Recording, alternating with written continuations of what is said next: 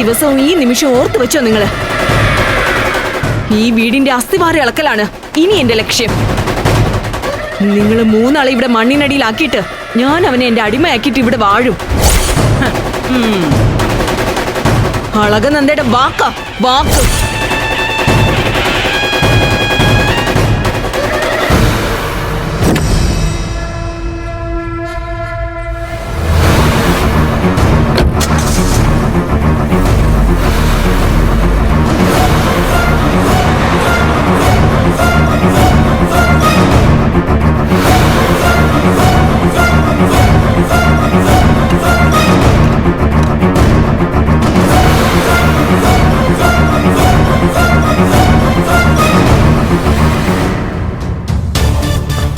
അജി, അവള് പോട്ടെ.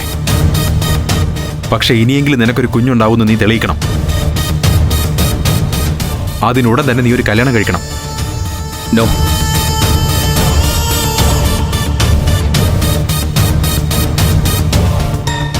എനിക്ക് കല്യാണമൊന്നും വേണ്ട. കഴിഞ്ഞത് തന്നെ ധാരാളം. മോനെ, മറ്റൊരു കല്യാണത്തിന് നിന്നെ ഞാൻ നിർബന്ധിക്കുന്നില്ല. പക്ഷേ നമ്മളെയെല്ലാം അപമാനിച്ചിട്ടാ അവൾ ഇവിടുന്ന് ഇറങ്ങിപ്പോയത്. ഇനി അവൾക്ക് ഇന്ത്യ വരത്തിൽ സ്ഥാനമില്ല.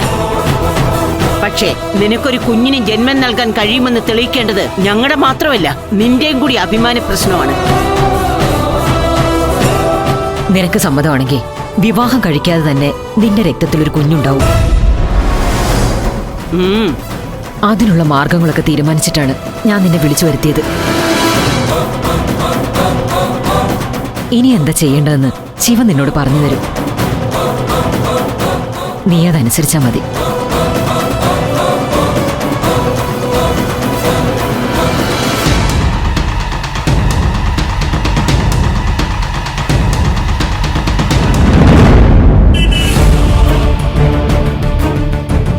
അവനൊന്നും പറയുന്നില്ലല്ലോ.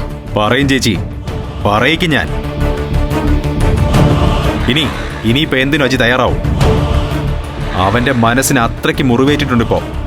അതെ, ഈ മുറി ഉണങ്ങും മുമ്പ് തന്നെ നമ്മുടെ പ്ലാൻ നടപ്പിലാക്കണം. നടപ്പിലാക്കും. നിങ്ങൾക്ക് പറയാൻ ബുദ്ധിമുട്ടുണ്ടെങ്കിലും എനിക്ക് പറയാനാകും.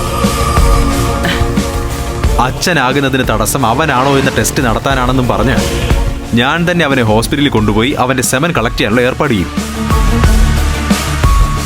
അതുമതി വിസ്മയുടെ ഗർഭപാത്രത്തിൽ നിക്ഷേപിക്കാനും അവളുടെ ഓവവുമായി ചേർന്ന് നമുക്കൊരു കുഞ്ഞിനെ കിട്ടാനും. സൂപ്പർ. ശിവനത് അജിയെ കൊണ്ട് ചെയ്യിച്ചു കഴിഞ്ഞാൽ ഉടൻ നിങ്ങൾ പുറപ്പെടണം. വിസ്മയ ഏബിൾ ആണോ എന്ന ടെസ്റ്റ് നടത്തണം. അവൾ കൂടി ഓക്കെ ആയാൽ നമ്മൾ ഈ യുദ്ധം ജയിക്കും. ഒരു കുഞ്ഞിനെ കൂടി കിട്ടിക്കഴിഞ്ഞേ നമ്മൾ ഈ രഹസ്യം അജിയെ അറിയിക്കൂ.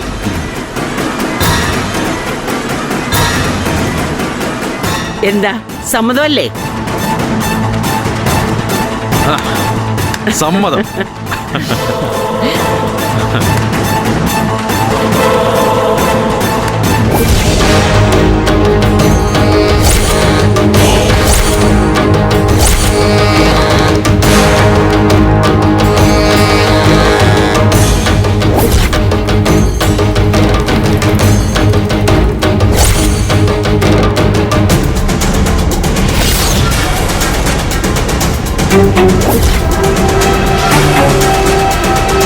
ഫ്ലവേഴ്സ് സ്മാർട്ട് ഷോ ശനി ഞായർ ദിവസങ്ങളിൽ രാത്രി 9:30 ഫ്ലവേഴ്സിൽ.